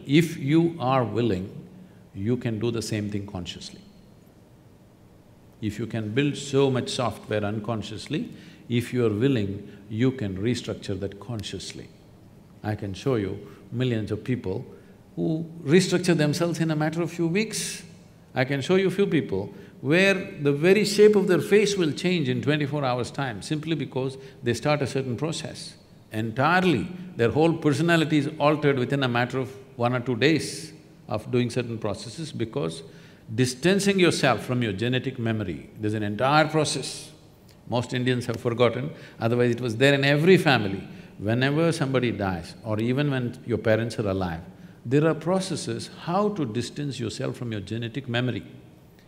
Because this is very important, if you want to be a unique fresh bubble of your own, then you must distance yourself from genetic memory, otherwise you will see at 18 you're a great rebel, you don't want to be like your parents and this and that. You see when you're 45, suddenly you start walking like your father, talking like your mother, stuff is happening to you, you don't know, because don't underestimate these people. They won't give up so easily. Your grandfather may be dead and gone, but the guy wants to live through you. So the thing is to distance yourself from genetic memory so that you don't become a cyclical pattern of repetitiveness. You want to be a fresh life. That means you have to recalibrate your software consciously. Anything that you can do consciously, you can also do… anything that you can do unconsciously, you can also do consciously if the necessary striving is there. What does it take for people to have that level of striving?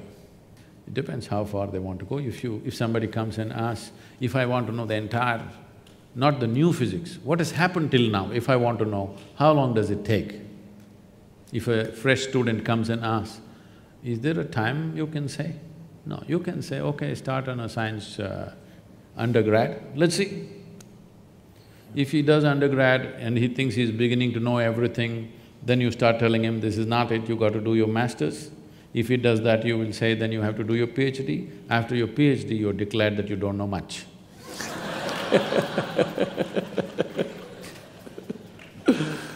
That's right, that's the path of wisdom in science, is learning how little we know. The most basic thing that one can do, how long does it take, means the most fundamental thing is, first of all, to know that there is another dimension of faculty within us, that there's another way of perceiving things, that there is something beyond, not as a belief, not as a conclusion, not as something that is said in some scripture or by some guru or some teacher or whatever, but by yourself to know, beyond this body, beyond this mind, there is something within you. This experience, if this has to happen, I would say if you are willing to dedicate just 30 hours of absolutely focused time, if you give me, in 30 hours' time, we can bring you to a place, we can give you a tool through which you know something beyond your physicality. What that thing is, you don't have to jump into a conclusion, but something beyond your physical nature will become alive within you and you know there is something beyond physical nature. If that is enough inspiration for you to continue your pursuit, then how long it will take the entire pursuit, you cannot say, each individual is his own. They're saying enough. Okay, I have I have a message that we're going to go to Q&A now. And Trent, is there a pattern to the Q&A in terms of people getting a microphone, or should they just shout? Okay, I see. There are microphone runners and people will raise their hand. Okay. I thought they were announcing dinner time.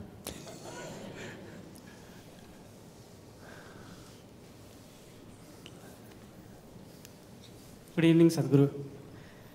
So my question is directed towards you. So I've heard from you in past that for this path of seeking, one does need a guru. One needs someone to show the light. So how does one select a guru? How does one know who's the right person to take him through that path?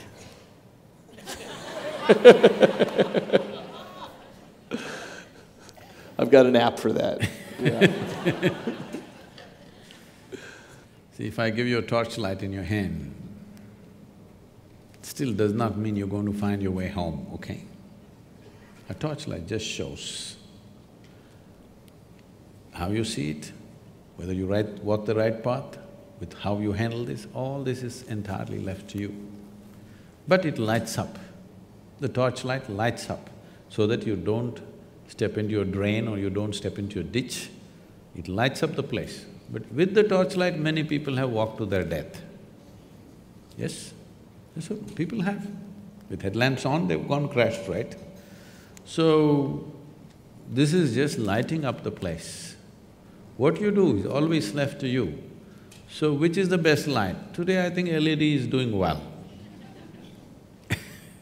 So, who is the best light? It is… you should not make a conclusion like that. Who is the best light on the planet? I told you, give me 30 hours. If it works very well for you, if it enhances your life, well, let's try 60 hours. If it works really fantastic, let's try a little more. Let's go in installments. I don't want anybody to be hanging on to me thinking I'm their savior or something. That's not the way to go for it. Experiment with it. If it works, let's put more energy and more time into it. If it works further, let's put more energy and more time into it. I think that's the way to go. Not today coming here and making a decision, okay, this is my man. This is not marriage, okay?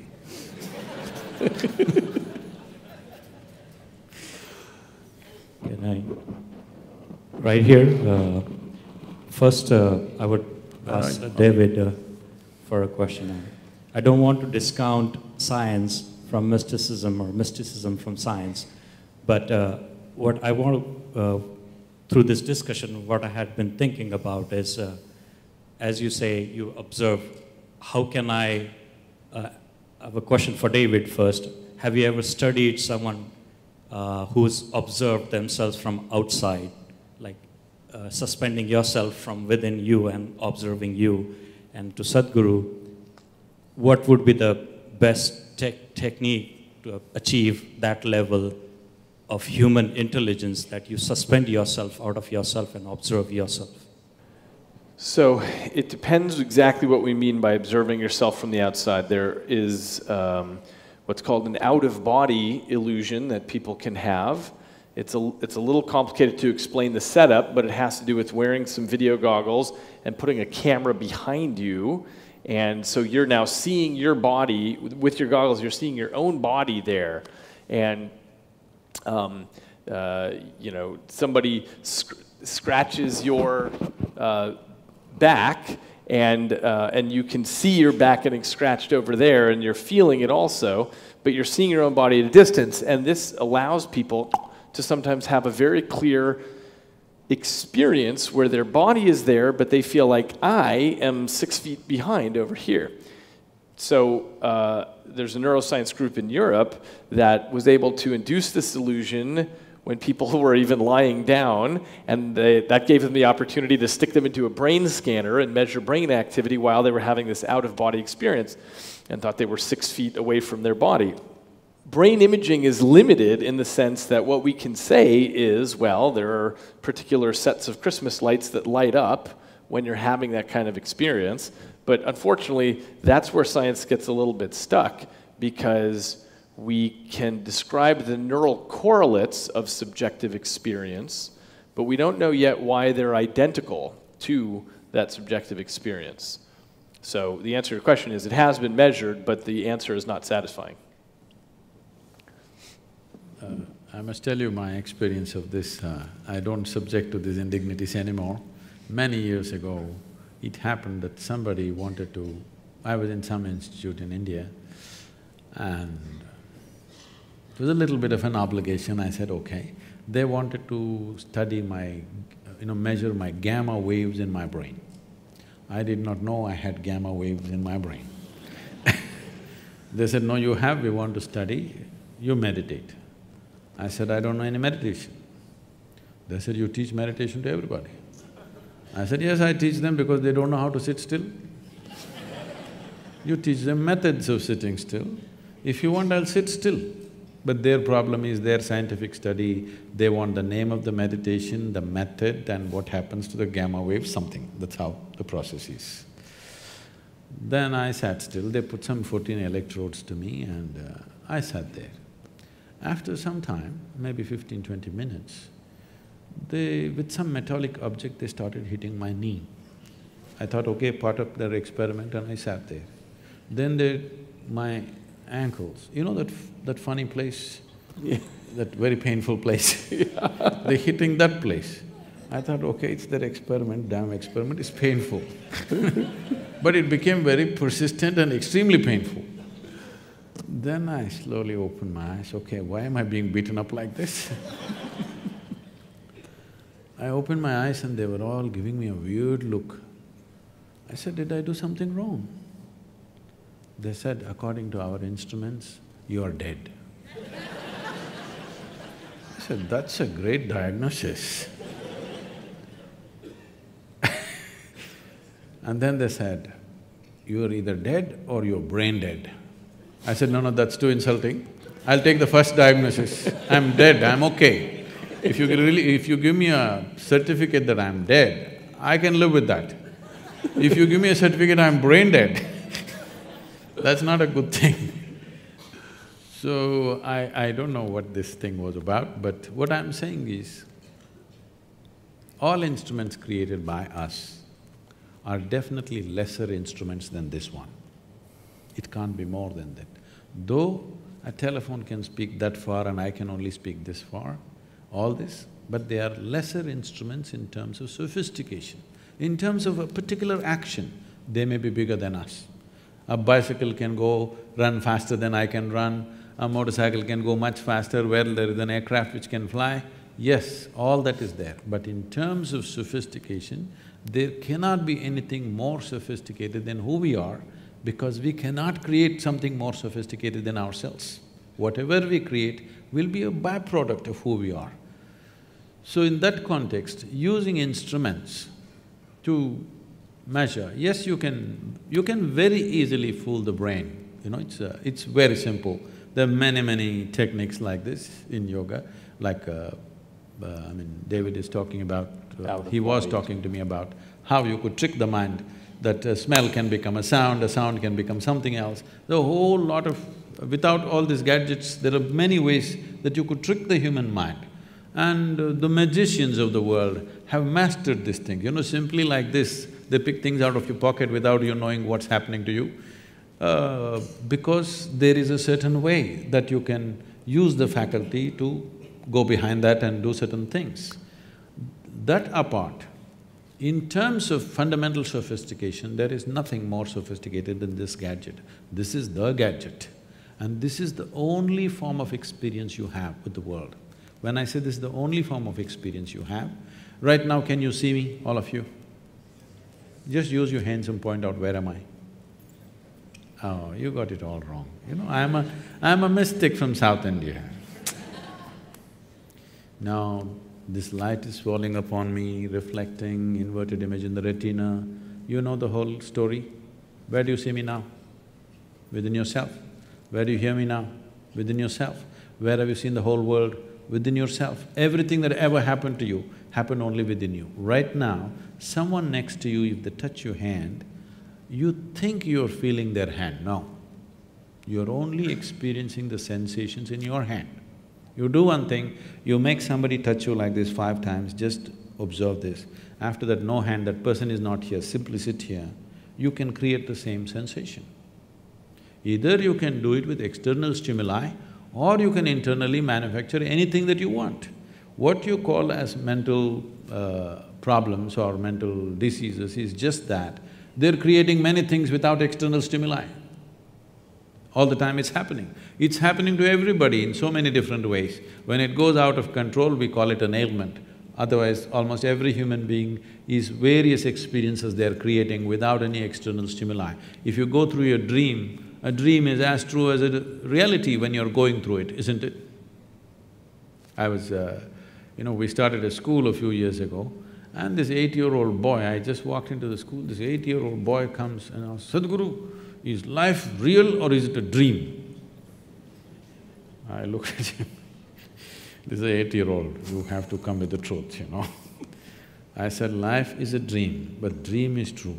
Go Sadhguru, you're always like this only But that's a fact. Life is a dream, the way it's happening within you right now, it's a dream, but the dream is true in your experience. But this dream, you can make it whichever way you want, whichever way you want. In the sense you okay for a joke? In the sense what? On a certain day, a lady went to sleep. In her sleep, she had a dream.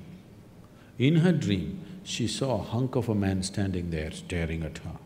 Then he started coming closer and closer and closer. He came so close, she could even feel his breath.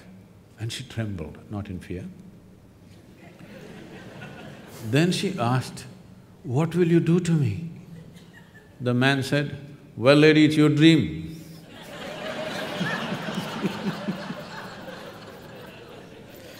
Thank you. If you want to say something, please.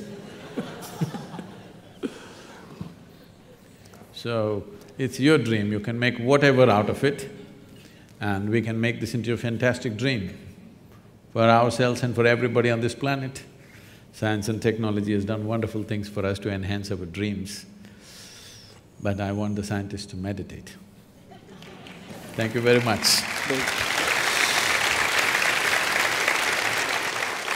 Thank you. Thank you. Thanks. Thank you.